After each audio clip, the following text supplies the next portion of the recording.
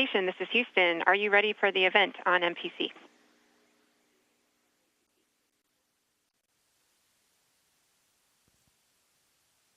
On MPC, I'm ready as well. CBS, The Talk. This is Mission Control Houston. Please call station for a voice check. Station, this is The Talk. How do you hear me? I hear you loud and clear. How me? We hear you loud and clear.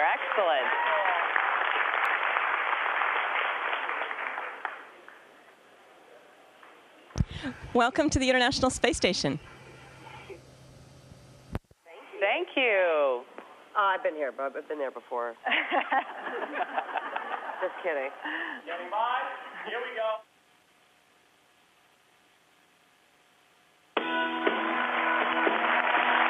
Welcome back to The Talk. Today we have a special treat. We're about to meet a mom whose devotion, let's just say, reaches beyond the stratosphere. Cady Coleman is a NASA astronaut and a mother of two, and she joins us now from the International Space Station. Hello, Cady. Hello. This is so cool, isn't it? Hey, Cady, I want to welcome ask you aboard a the space question. station. This is Leah. Look at this.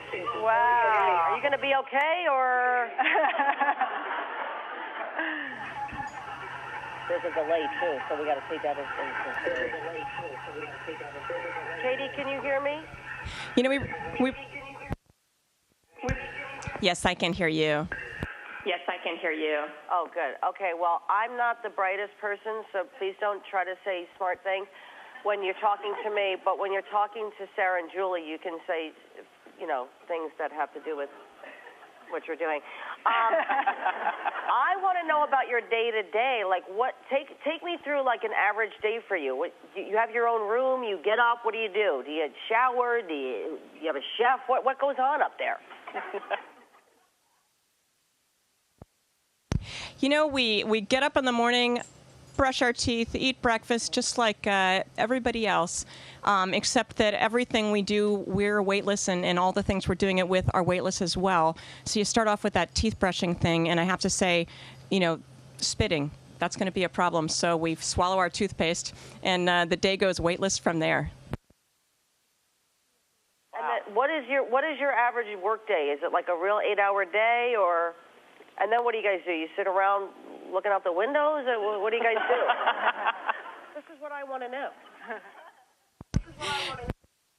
You know, seriously, we live to look out the windows because it is simply amazing to look out. And, you know, every day is different looking down at the Earth. It depends on the weather. It depends on the lighting. I'm learning geography hand over foot. And so we live to look out the window. But I will say that most of our work is inside, you know, here in the space station. I'm in the Japanese part of the space station. It's the module that they built for experiments. We have a European module. We have a Russian section, a United States section. The Canadians built the arm. It's a big, big international venture. And every day, actually the day begins the night before, because I look at the schedule, see what I'm going to do, and I study up and just try to understand what experiments I'm going to do. And I could actually show you one of them. One of them is coming right at me right now.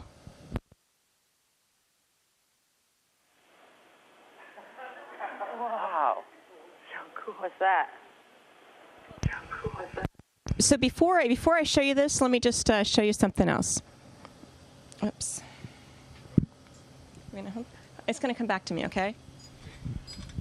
I want to show you why we do these experiments, and that is because this is a bag of water, okay?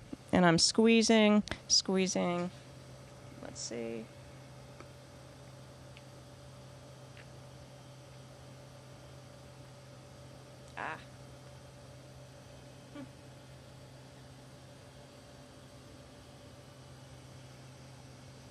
So it's a brand new bag of water, and so my straw was a little crimped there. And I'm going to come a little closer, and you can see this giant blob of water. And we're getting to see in space, what do liquids really, really want to do?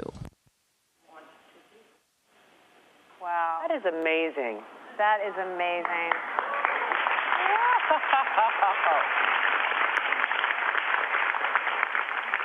So I'm curious, because I know you have kids at home, how do you stay close to your kids? Oh, wow.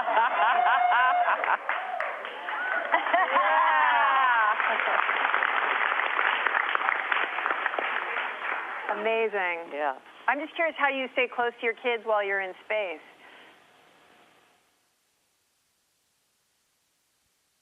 Well, one of the ways that we stay close is I try to keep him really interested in what I'm doing, and I'm shaking up our fluids experiments so you can kind of see, what a real experiment looks like, and not just playing with our water drops, but understanding how fluids behave in space. Well, it has to do with everything we do at home. And everything that we wear, everything that is in our house that is made with a process of something flowing through a pipe, we need to understand what liquids do. And this experiment actually shows us how to design fuel tanks for satellites. And you think, well, gee, why would I care? Everybody uses a cell phone, electronic devices, communication, military defense, you name it. And it all comes from things like this. When we talk about trying to keep my son interested, another way I do that is actually to bring one of his things with me up to space. He's a big fan, and so am I, of Calvin and Hobbes. And so I've brought a little Hobbes up in space with me, and I bring Hobbes to do experiments, and I take pictures and send him down to the ground so he understands what I'm doing every day. And I did that while I was training for this mission as well. That's so cool. Wow. So, Katie, since you've been in space, what extra daddy duties has your husband had to take on since you're there on a 6-month mission? Well, I think a lot, and I really thank him for doing all of that. And, I would have to say it's hard for me to let some of that go. Everything's not going to be done maybe the way that you would do it. And yet I know my son is in great hands. He's just a super, super dad. I think it's hard for any parent to be a parent alone. I know that because my husband and I both commute, we have a commuting marriage, we're both single parents in a certain way. And so I think it's really hard for him just because there's nobody else to help, really.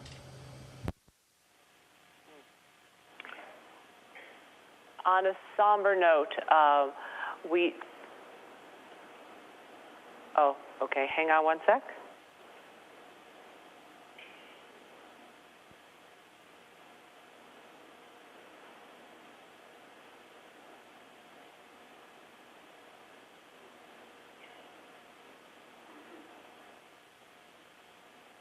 Okay.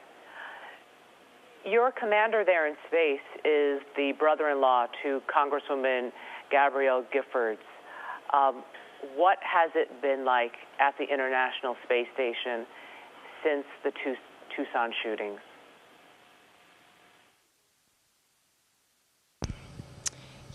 It's hard to be far away when things are happening down on Earth, and I can't speak for Scott, but I think something like the tragedy in Tucson, at least for me, it makes me think how precious all my relationships are, and it just made me want to call everybody that I love and just make sure that they knew that I cared about them. And up here, I think that we have a serious job to do, and we're intent on doing our jobs, and we try not to let things get in the way. And at the same time, there's a value in just thinking about what's going on and trying to come to terms with it. Yeah, I'm curious. Does it get lonely in space?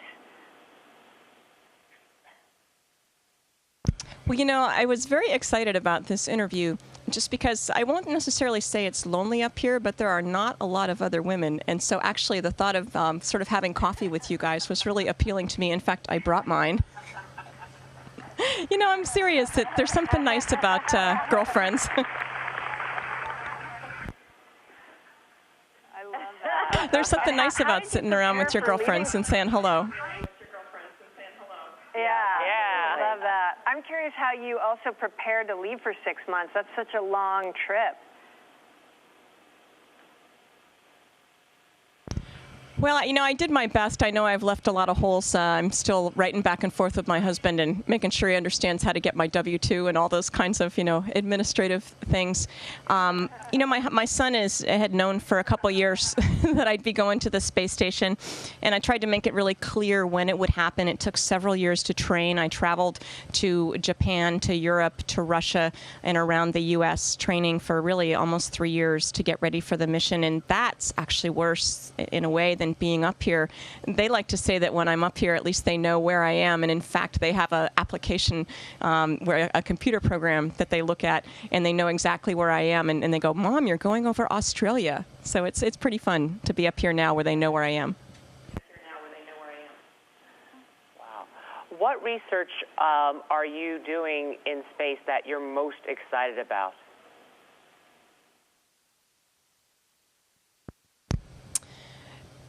On a day-to-day basis, I love to do the things that I actually get to touch and move, like the experiment that you saw with the bubbles just now.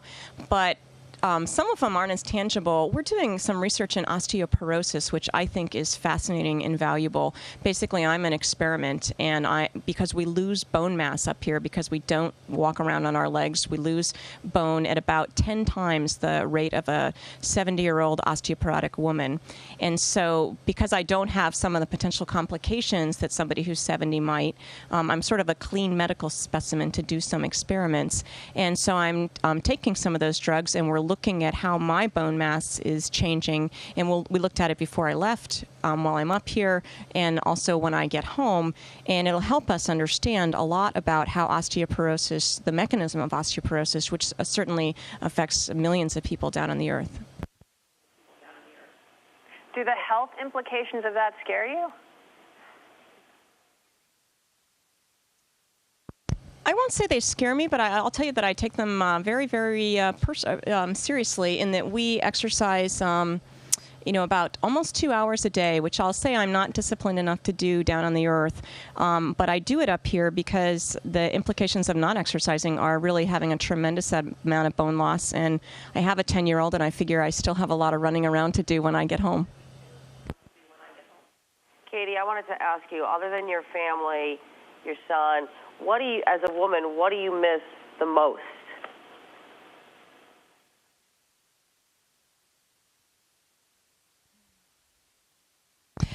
I'm actually so excited about being here and just living in this environment and discovering new things every day in terms of what's delightful about just being here, about moving back and forth.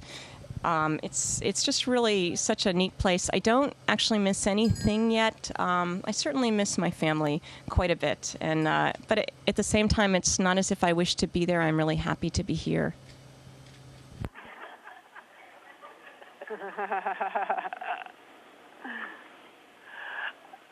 Katie, you mentioned that you exercise 2 hours a day, but being that you have no gravity, how do you exercise in space? It's a great question, and we have a weightlifting machine which works. It works on a principle of vacuum. Like, I'm not really lifting weights, but I'm pulling against something that's pulling on a vacuum, and so it's really hard. Like, when you're trying to get a lid off a jar that's got vacuum on it, it's harder than if there was no vacuum, or when you're pulling against something. So that we do weightlifting, and I'll do, it's like a gym. We have a bar, go up and down, and use my legs. I can do sit-ups, all these arm weights. We have a treadmill that I wear a harness, and it holds me down on the treadmill. And I have to say that it was really interesting after a few days of not exercising, floating around up here. It was fascinating to suddenly be on the treadmill, standing on your feet. And I thought, wow, standing, that's interesting. What's the first thing you want to do when you eventually do get home, back to your family?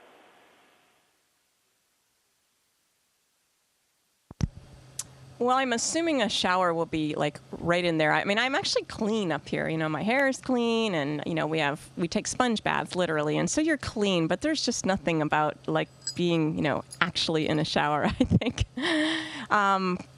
just being on the earth and walking around on your feet, and I think smelling and smelling, just the garden and outside and the street and cars and that kind of sense is a little missing up here, and even just listening to noises that aren't just the hum of the space station and feeling the wind. I'm looking forward to maybe being on a beach and feeling the wind and looking at the ocean. As we get ready to say goodbye, is there any message you'd like to send out to your 10-year-old son or your husband, your family? Well, I miss them so much, and I appreciate, it's a lot of work for them for me to be gone. And I'm just hoping that while I'm up here, the things that I'm doing end up being worth it. And I actually just really think that they will be. What we do here in space somehow says to kids, wow, don't you want to be an astronaut? Don't you think you could do this? Somehow they look at us and they think they could do this, and they're right. And it inspires them to study hard in school and learn the math and science that they need to be part of the future, because they are the future. So it's a long time to be away from family. It's actually a magical place to spend that time in, and I think that the payoff is very big. It's nice to be with you guys today. Cady Coleman, thank you so much for joining us. We wish you the best of luck up there in space. Keep doing the good work you're doing. Take good care. We'll be right back. Thank you, and thanks for inviting me.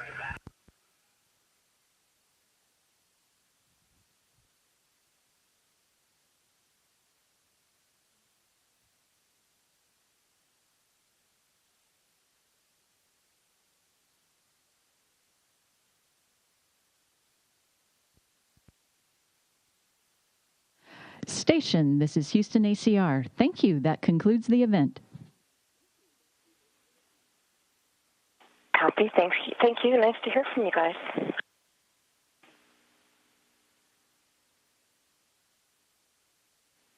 Thank you. The talk station, we are now resuming operational audio communications.